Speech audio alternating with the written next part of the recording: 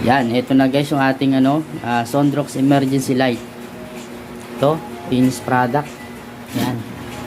Papakita ko po sa inyo ng malapitan para yan. Ito siya. Yan, bali yung LED, dito ko siya dinikit para pag ginamit natin nakalagay siya dyan para kung saan mo siya dadalhin, bubuhatin mo, lilipat, ilalagay mo lang kung saang area, bawa sa kwarto, madilim. Yan. Ito na yung gagamitin kong emergency light pagka brown out sa amin. Tara guys, susubukan natin siya sa kwarto sa madilim. Tara, off ko lang yung ilaw.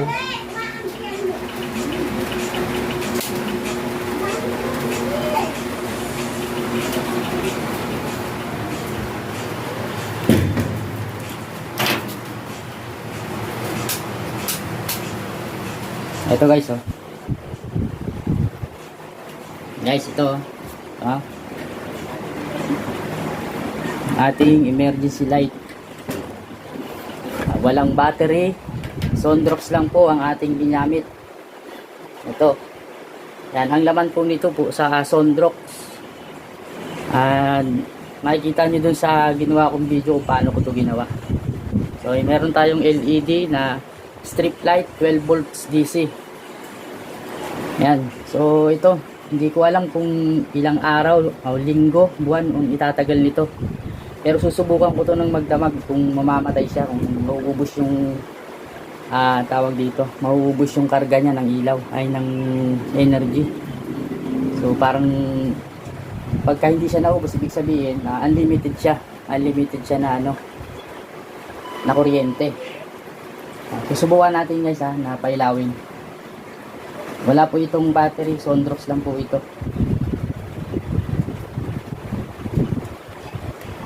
Papatayin natin yung ilaw, tingnan natin kung gaano kalakas ang Sondrox. Walang battery, walang charge, walang kuryenteng gamit. Sondrox lang po. Ito guys, ayan, napakalakas. Yan, kalakas niya.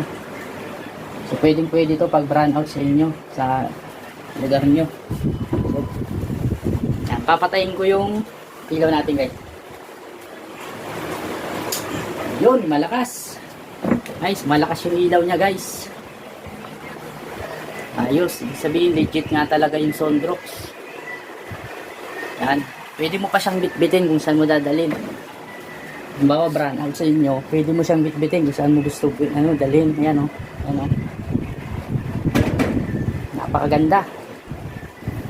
Pwede. Tingnan natin kung ilang minuto pa. Tingnan natin. Steady lang natin kung humihina yung ilaw niya o hindi. Yan. Ayos guys, abangan nyo yung susunod kong video na susubukan kong gumawa ng mas malaki. Kung kayang pagganahin yung grinder, mga power tools natin sa bahay, electric fan, tapos TV. Gagawa ko ng mas maraming mas maraming tube na paglalagyan ng Sondrox. Abangan nyo yung next video ko guys. Yun, diba? Ayos. Maganda ito kapag brown out. So meron na akong idea na salamat doon sa gumawa ng vlog nito. Shout out sa iyo. Meron akong nagawang vlog na na i-improve. So gagawin ko pa to ng improvement. So gagawin ko pa siya ng mas mas maganda. So nasa maayos na lagayan. Yan guys. Tagal niya ito mo. Ilang minuto na tayo, hindi pa siya namamatay. Sondrox, copper wire, aluminum, at gumamit ako ng speaker wire na black and red para matandaan yung positive negative. Gumamit ako ng mga PVC na blue. Yan.